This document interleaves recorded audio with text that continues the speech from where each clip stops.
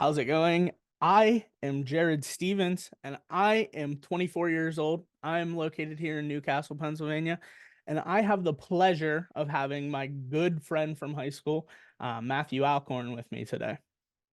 What's up, buddy? How are you? I'm not too bad, Matt. Tell the people a little bit about you, your name, where you grew up, stuff like that.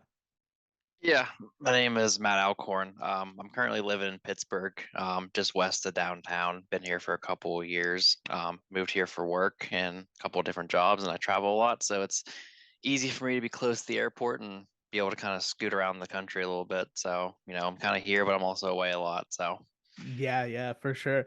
Yeah, I know you definitely do a lot of traveling for your job. We'll kind of touch on that a little bit. We're going to get into a little bit on that. We recorded this here on Zoom. It'll be eventually posted up here on StoryCorps as well.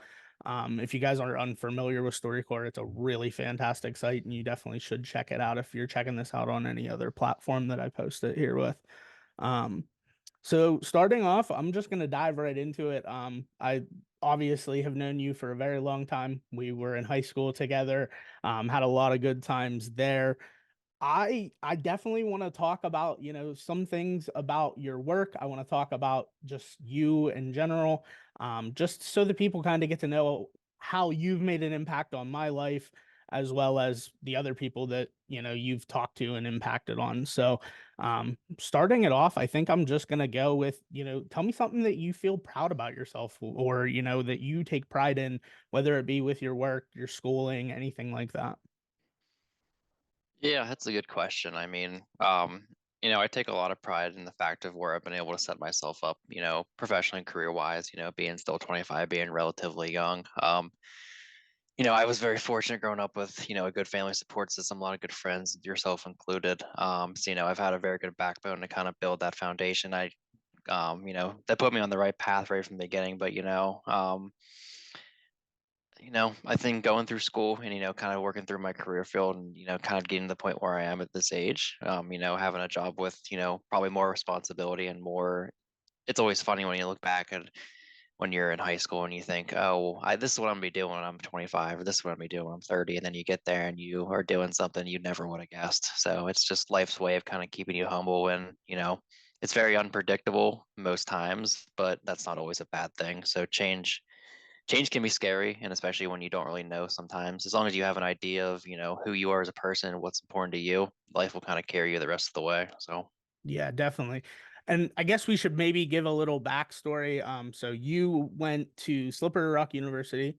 Mhm. Is that correct? Yeah. So, and you went for safety management, if I'm correct, right? Yep, yep. So, graduated from there 2020 was my 2020. graduating. Yep. Yeah. Mhm. And then spent some time.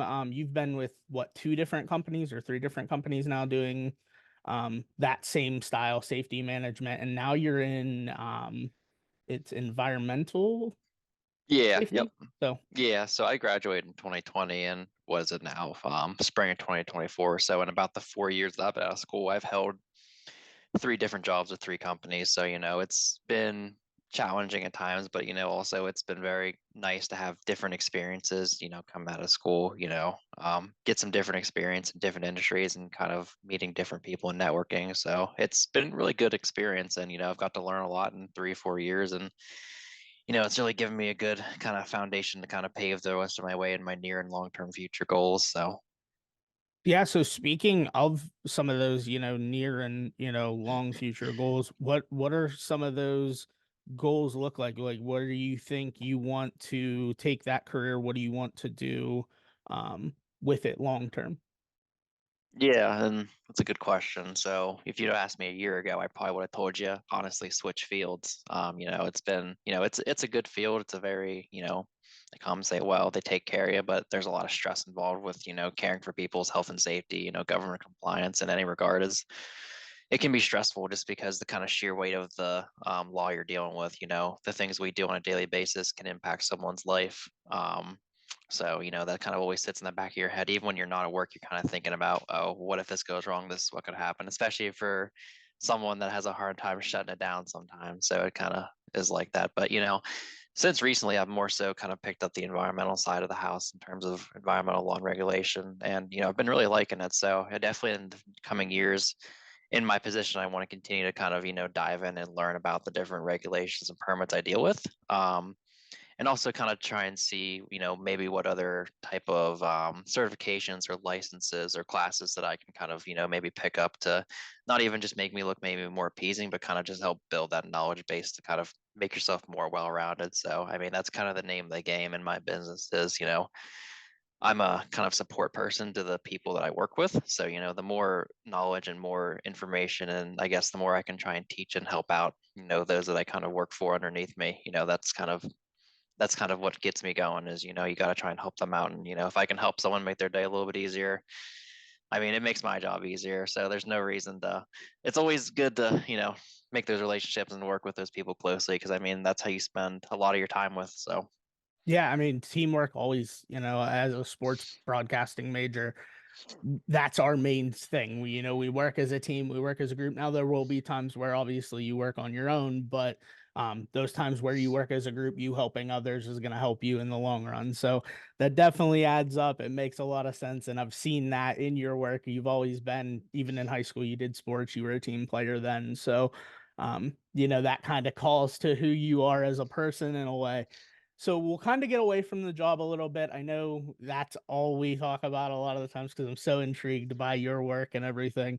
Um, but let's kind of talk about, you and how you kind of got to be who the person you are and the inspiration to me that you are. So tell me, is there anybody, a single person or a group of people that made a real big influence on your life or a valuable lesson that you most remember?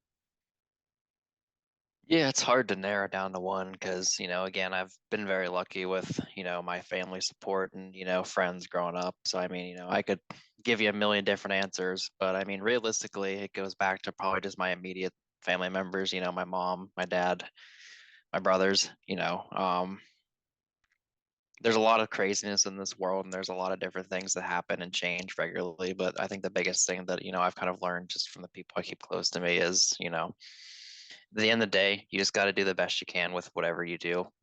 That's kind of, and you got to just be the nicest person you can and be kind. I mean, there's a lot of negativity in the world today. And, that's just something I try to really practice and pride myself on is, even if I'm having a rough day, I try not to, take it out on people. I try to just, be as friendly as possible to, anyone and everyone because you never know what someone's going through. You really never know what someone is kind of handling behind the scenes. It's even myself included, it's easy to hide those things and people don't like to talk about those things, which is okay, but at the same time, you just got to be the best version of yourself you can for other people. It's tough, it really is, but I mean, just being kind is really can do a lot of good for people. So Yeah, no, I definitely think that is a big thing to take away from this conversation. And one thing that I very much look to you, I've looked at you for a lot of stuff, whether that be the friendship. I lived with you for, a year or more. So we got to spend a lot of time talking and I got to really see, not that I didn't see it in high school, but I got to really see a different side of you, a more caring side, a giving side. You were a great person to be around for that year. You really helped me with my mental health, with a lot of different aspects that I could never, I couldn't give you enough thanks for that. So this is kind of a kudos to you as well. I know this is kind of me flipping the script on you here. It was an interview about you, so I'm going to tell you about you. Um, One thing that I kind of want to, leave these last 2 points of this conversation, I kind of want to focus on. Um, the first one is anything you want to say to any of your, future family members, great grandchildren, whoever is listening to this down the line with StoryCorps feature. They keep this through the National Library of Congress. So this interview is going to be held up to the test of time, just me and you chatting. So any words that you want to say to those future people that are maybe listening to this, to help inspire them for their future endeavors?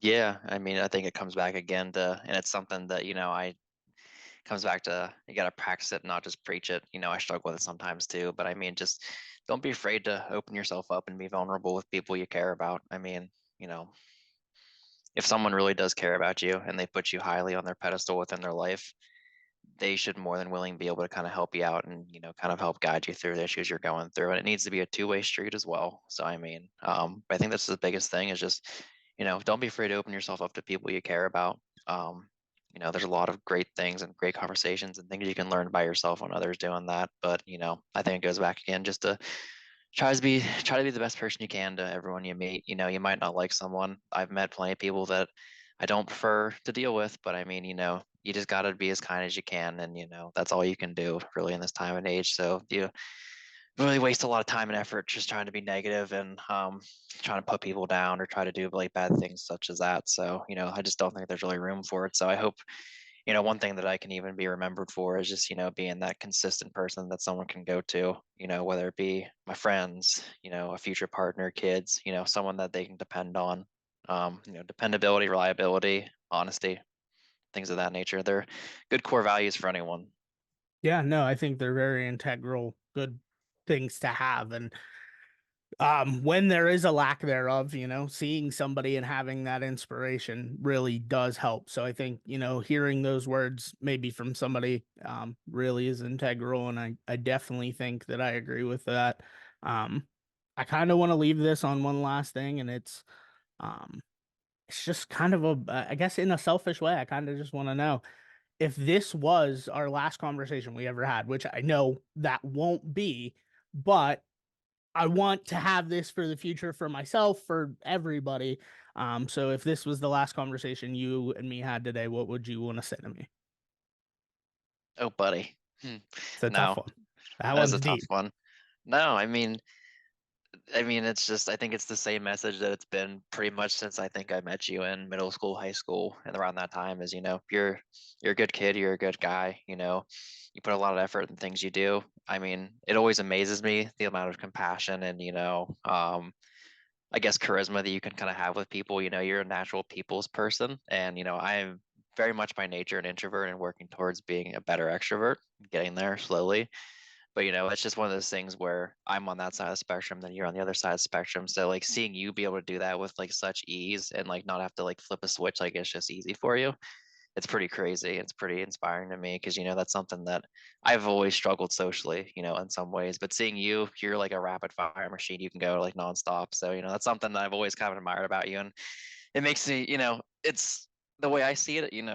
It makes me think, oh, look how brave Jarrod is when he like does that stuff. How easy it is for him to talk to people, and I'm like, oh man, I wish I could do that one day. Maybe one day, one day maybe I'll be as good as Jarrod at doing that. So maybe, probably not, but I get emotional, so I'm almost tearing up because you are one of my great friends, and this has been a blast of a time. I couldn't have asked for a better partner to interview. I want to make this a legitimate thing. I want to do this with the group of our friends. So, hopefully at some point, either they're listening to this one or, we are now hopefully going to be doing this a little bit more frequently because I really enjoyed this time. And I think this is a great way for us to just kind of do what we did today and sit and chat for 5, 10 minutes, 20 minutes.